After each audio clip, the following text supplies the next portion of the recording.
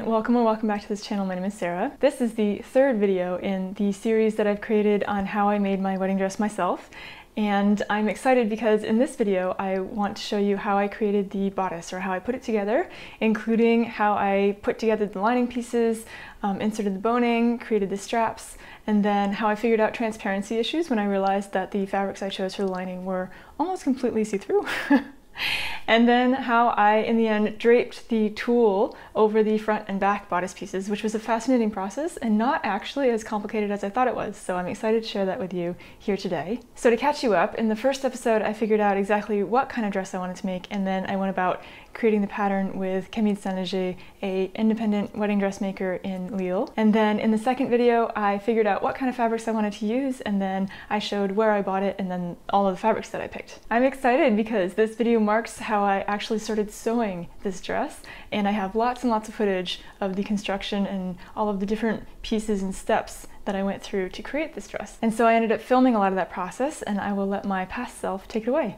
Hello everybody, today is Sunday, February 26th, and I am finally ready to start cutting out and sewing this wedding dress project. I'm a little bit nervous because I think that this is the part of the project where I need to cut into these beautiful fabrics, which is always nerve-wracking, but also what I am able to make with my hands is finally going to encounter what I've been imagining for so many months, over a year now, and I'm going to see what I'm actually capable of making. And I think I'm capable. I think that I can do it. I think that if it doesn't turn out as fabulous as I thought it would, I always have time to embellish it. I have about 10 weeks now until the wedding, so I think it'll be okay.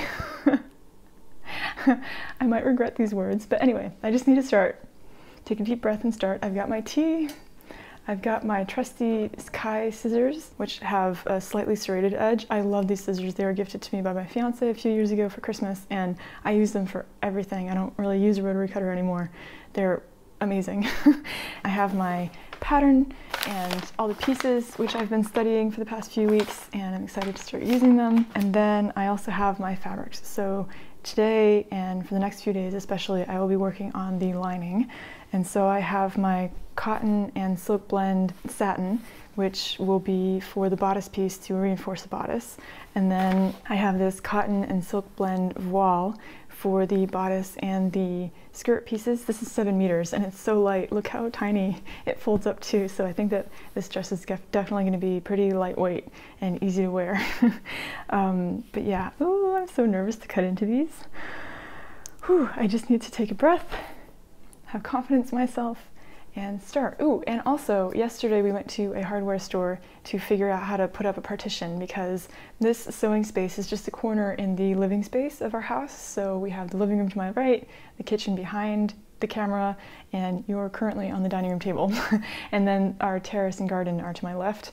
And so that my fiance can keep living in this space, like use the kitchen, get to the terrace, get to the living room, I wanted to just partition off this space. And so my father actually suggested getting a tarp, like a painting tarp that you usually put on the floor to protect the floor while you're painting, and to hang that up instead because it's relatively opaque and very fine, like not too heavy. And so we also got these stick-on Velcro pieces that we have stuck to the walls and then the ceiling to create a corner, to create this sort of rectangular space. I have one of the windows, I'll have the dining room table to use, and yeah, it's great, stays up fine. It blocks off my sewing space from view and I can put it up and take it down really easily. So yeah, wish me luck, and I'm gonna get started.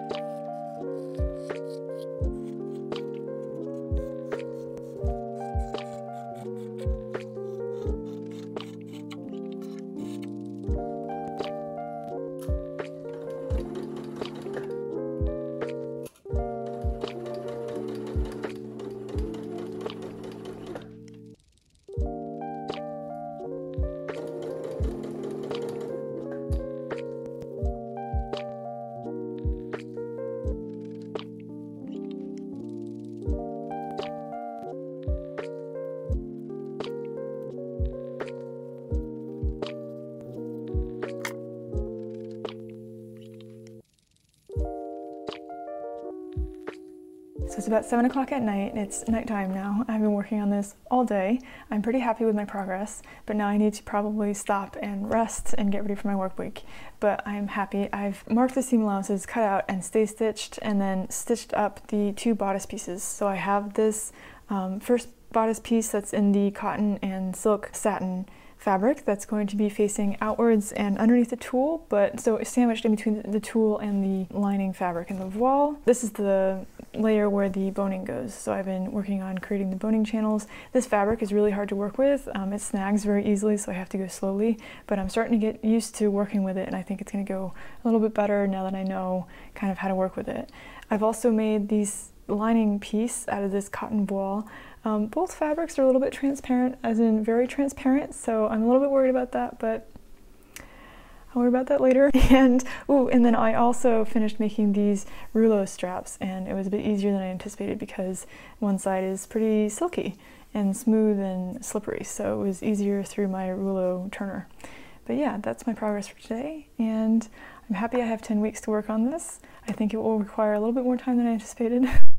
And yeah, I'm excited to get to the next part.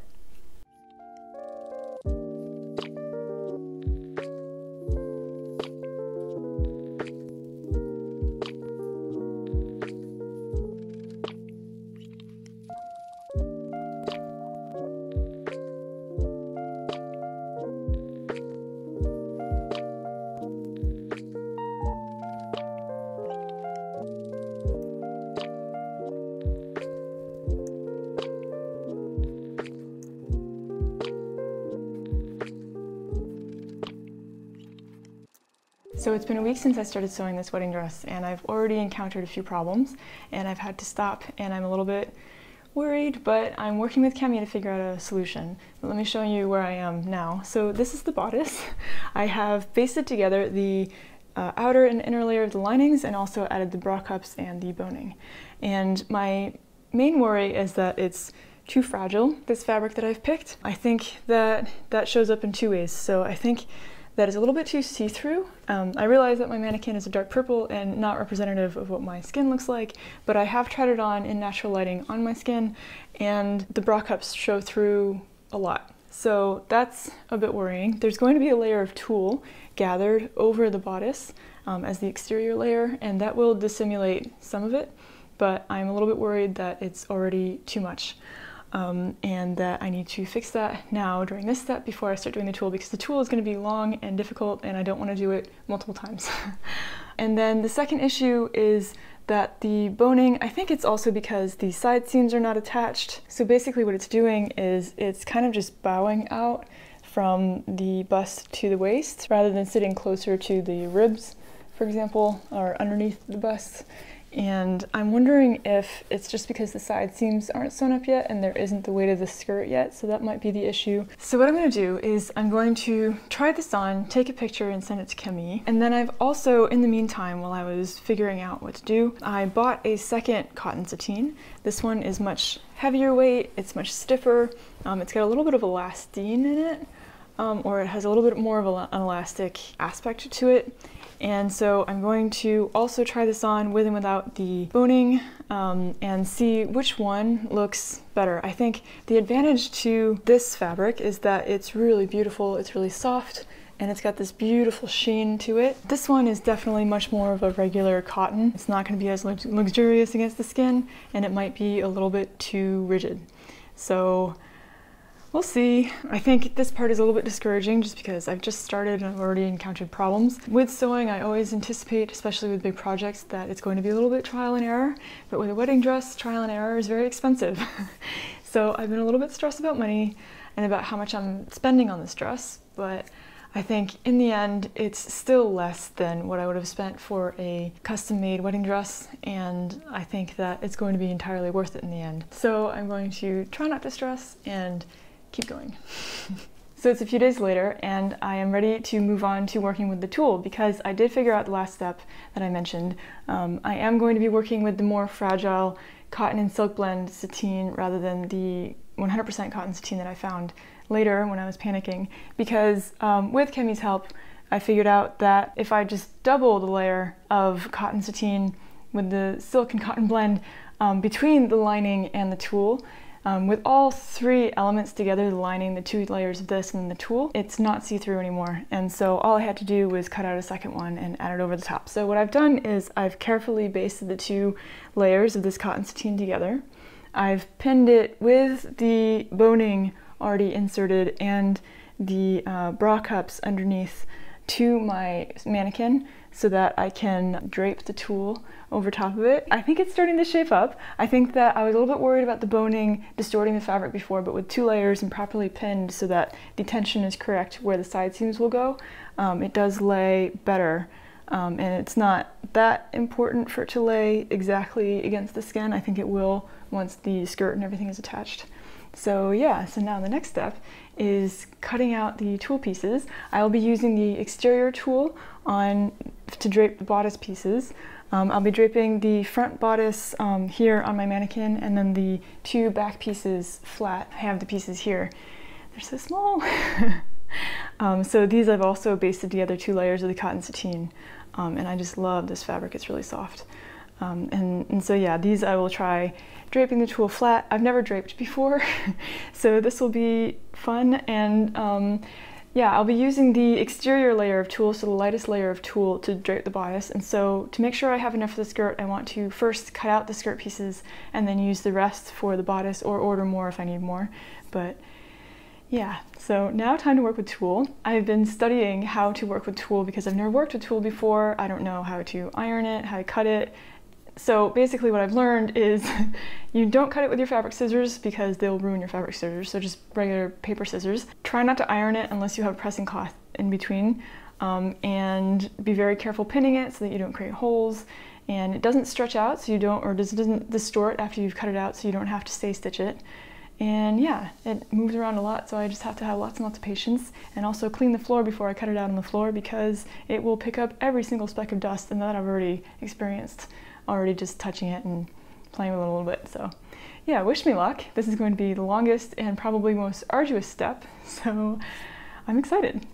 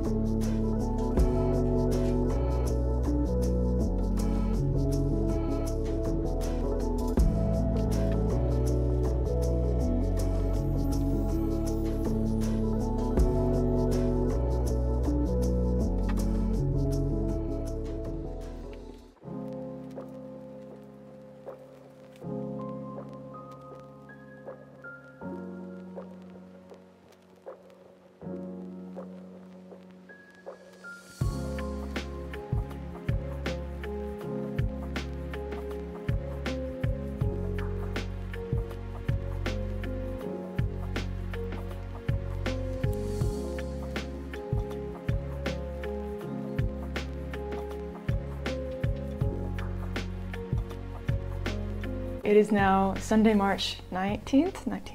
I think so. And I have about 6 weeks until the wedding, which is a little bit scary, but I think I've made good progress. So last weekend, I spent all weekend doing the draping of the tulle across this bodice, and I think I've gotten to a place where I'm happy with it. I ended up adding a few extra strips of tulle, and what's really cool about working with tulle is that you don't have to finish the edges, and you can just kind of like fold them under and hide them, so I didn't have to. So there are different pieces of tulle, and I don't think you can see it, except for these 2 pieces that are interlocking. But yeah, I think, so my question was, so I want the pleats to be a little bit smaller across the bust, but they're kind of grouping into these larger pleats once the extra fabric gets to these places where it's a little bit more round.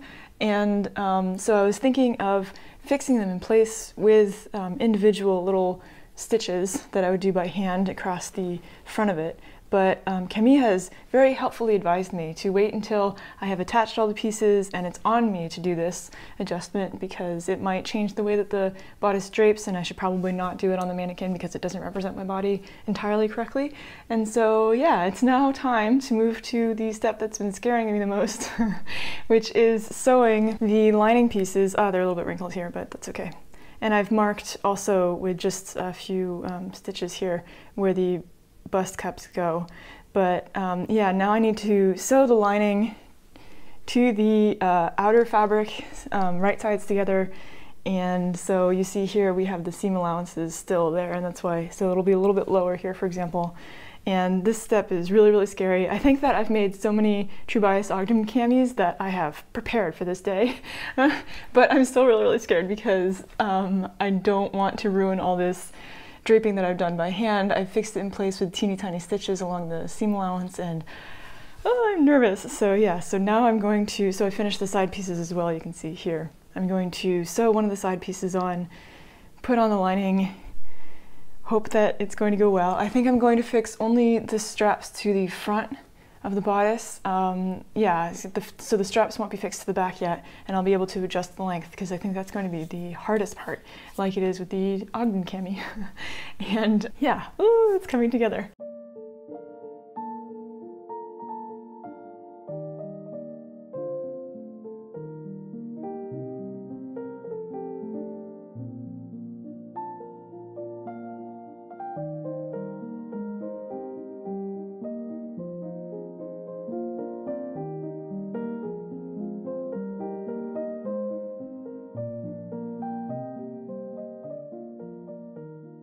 And that's how I constructed the bodice. I only had to unpick those straps a few times before getting them into the right position, but that was definitely one of the most nerve-wracking pieces or parts of this project. And then I was ready to attach the skirt, and luckily I had all of the skirt pieces, or almost, all cut out except for the lining. And in the next video I will show you that, assembling these 7 layers of tulle that I had cut out, and then attaching the lining as well, and attaching it to the bodice. I did have one almost catastrophic issue come up in that I couldn't zip it past the waist seam, but I will leave that drama for the next video.